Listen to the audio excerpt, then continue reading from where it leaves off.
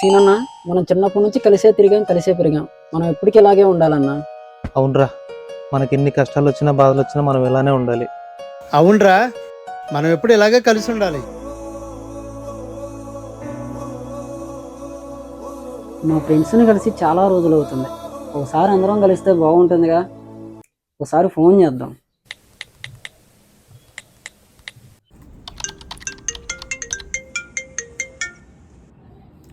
సురేష్ చెప్పరా, ఎలా ఉన్నారా? బాగున్నావా? బాగున్నానన్నా, చాలా రోజులైంది మనం కలిసి. ఒకసారి మన అందరం కలుద్దామన్నా. వర్క్ చాలా బిజీగా ఉందిరా, మళ్ళీ చేస్తానే. సీనన్న ఫోన్ చేద్దాం. హలో, ఓకేరా, వచ్చే వారం వస్తాను, కలుద్దాం. నా బాధ ఎవరికి చెప్పుకోను. చెప్పరా సురేష్. ఈ ఫోన్ అతనికి యాక్సిడెంట్ అయిందండి, అంబులెన్స్ హాస్పిటల్ తీసుకెళ్తున్నాం. అవునా, వస్తున్నానండి. రే, ఏంట్రా ఎలా జరిగింది? ఇప్పుడు ఎలా ఉందిరా? ఇప్పుడు పర్వాలేదన్నా, హాస్పిటల్ నుంచి సీనన్న తీసుకొచ్చాడు.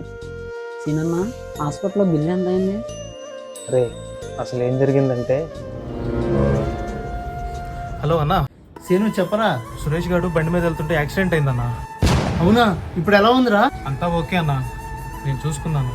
కాకపోతే హాస్పిటల్లో అమౌంట్ కట్టాలి. సరేరా, నువ్వు కంగారు పడమోకు, నేను అమౌంట్ పంపిస్తాను. హాస్పిటల్లో కట్టేసి వాడిని తీసుకొని జాగ్రత్తగా ఇంటికి వచ్చేయండి. సరే అన్నా, నువ్వు త్వరగా ఇంటికి వచ్చి. నాకు ఇలా జరిగినప్పుడు మీరిద్దరూ నాకు తోడుగా ఉండటం నాకు చాలా ఆనందంగా. అదేంట్రా అలా అంటావు? ఆనందంలోనే కాదురా, బాధను కూడా పంచుకునేవాడే నిజమైన ఫ్రెండ్ అంటే.